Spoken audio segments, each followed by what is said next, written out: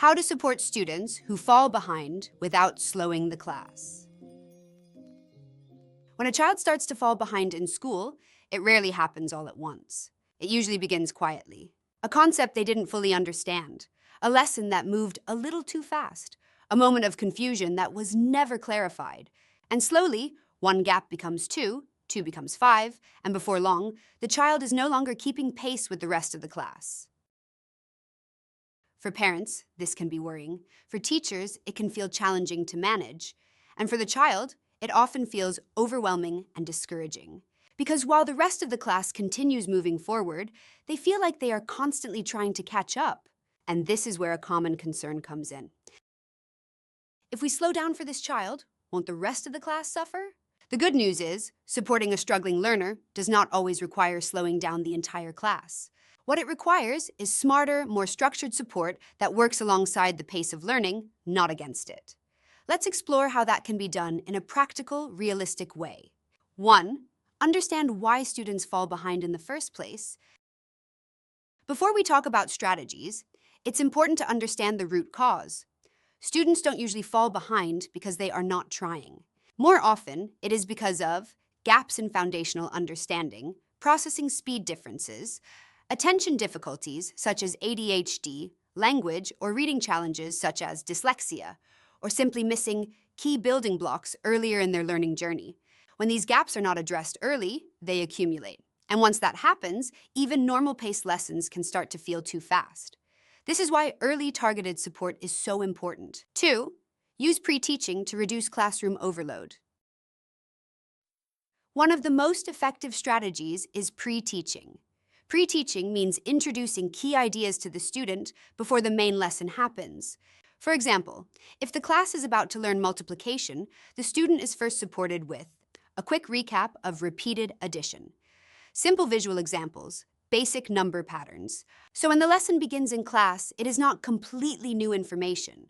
Instead of feeling lost, the student feels familiar with the topic.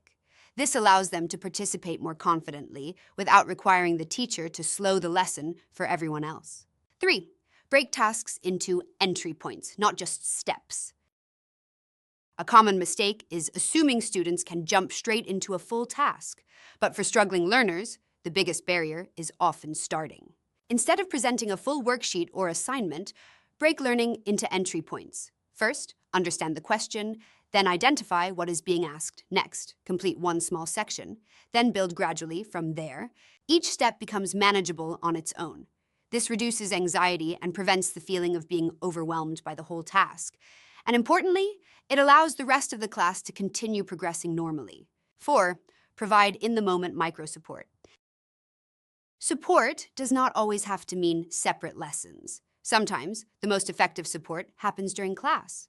This includes quick clarification during independent work, a short guiding question from the teacher, a visual prompt or reminder on the board, a brief check-in to confirm understanding.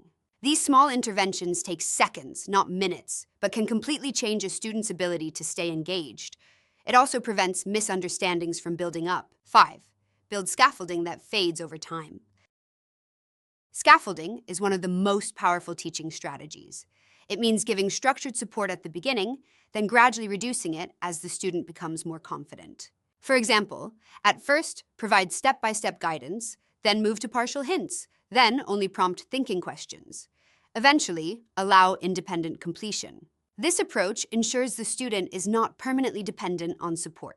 Instead, they are slowly guided toward independence, while still staying connected to the class learning pace. 6. Focus on understanding, not completion speed. One of the most important mindset shifts is this. Completion is not the same as understanding. A student who finishes everything quickly but does not understand is not truly learning. On the other hand, a student who completes fewer tasks but understands deeply is making real progress.